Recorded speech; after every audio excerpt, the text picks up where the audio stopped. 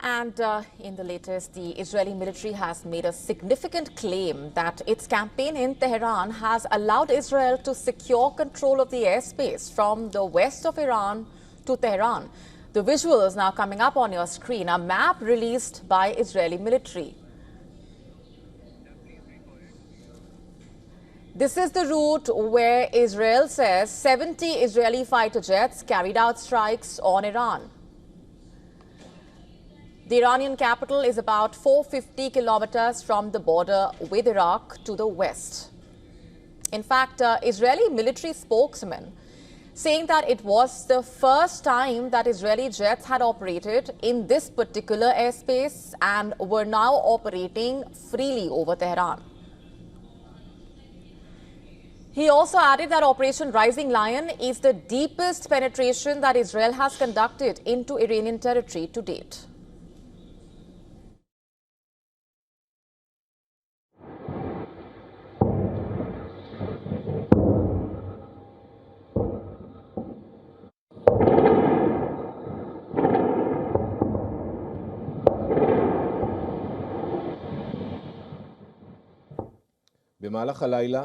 The path to Tehran has been paved. We struck more than 40 targets across Tehran, missiles and advanced air defense systems, alongside additional control and launch infrastructure.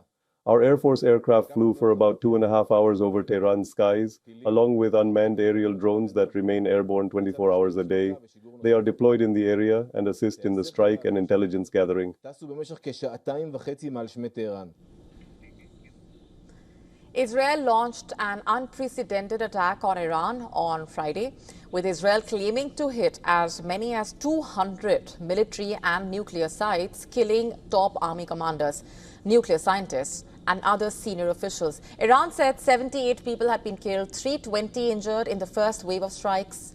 Iran, in return, launched a barrage of drones and missiles at Israel, killing 3 people, injuring more than 70 others, and causing damage in several parts.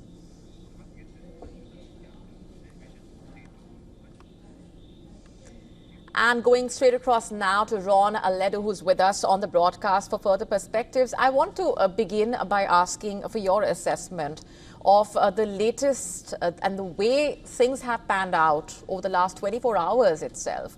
Where do you think things are really headed?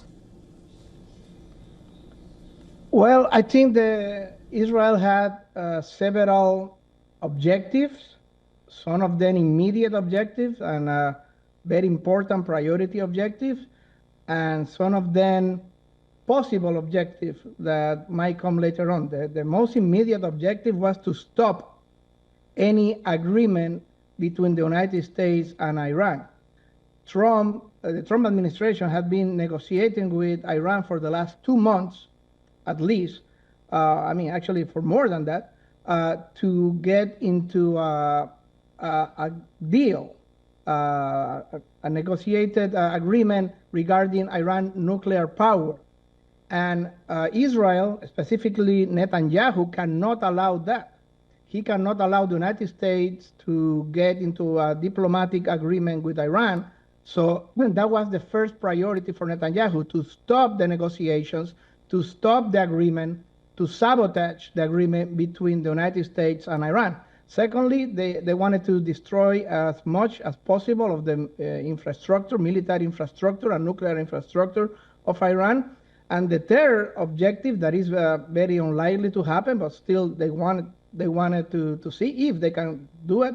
The third objective is regime change. They want to do a color revolution, regime change in Tehran.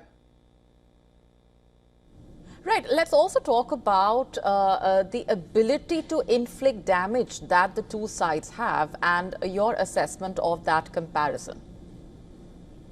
Well, obviously, Israel have the advantage on the damage. They kill several high commanders of the military infrastructure, military chain of command of Iran. They devastated military bases and nuclear facilities. There is radiation already.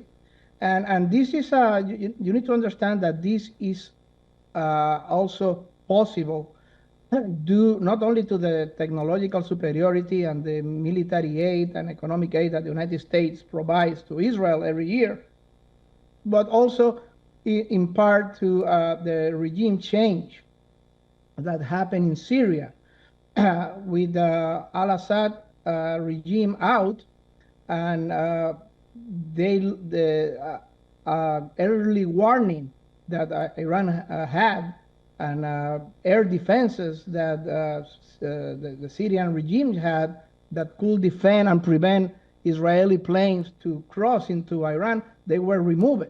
So that's one layer of defenses that Israel don't have to worry about.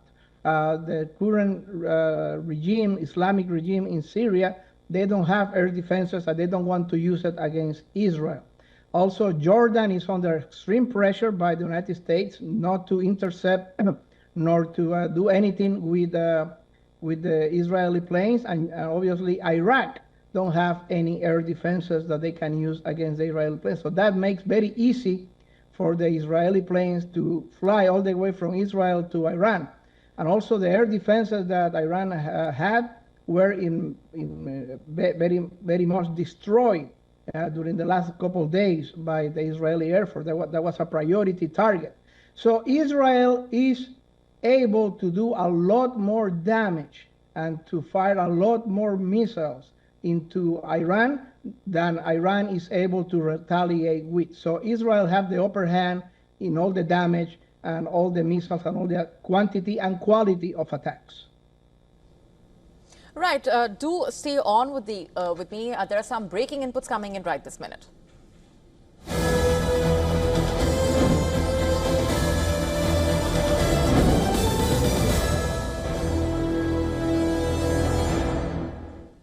All right, breaking news coming in right now. The UK moving assets, jets to West Asia amid the current crisis. And Britain, meanwhile, deploying assets to West Asia amid the tensions between Iran and Israel.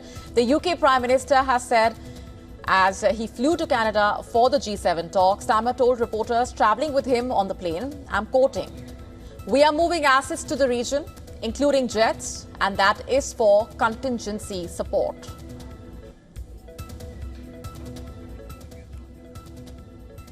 All right, so that's the latest coming in at this point. The UK is moving those assets to West Asia, given how the current situation is unfolding, and the Prime Minister himself talking about how the assets are being moved to the region, including jets, and that is for contingency support. I want to quickly go across to our esteemed guest for a quick comment on this development. Now, we've already, gotten those reports of how the U.S. has been moving its military assets and its destroyers as well. That movement coming at a very significant juncture. And now we also have this development coming in on part of the UK. Well, this is another advantage that Israel has over Iran, and is that the United States, the UK, and France, they might have already assets on the area that might defend, at least passively, defend Israel from incoming Iranian missiles. So they are adding to the air defenses.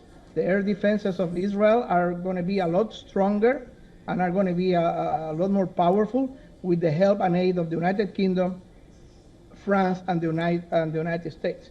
That doesn't mean that no missiles are going to be able to hit Israel.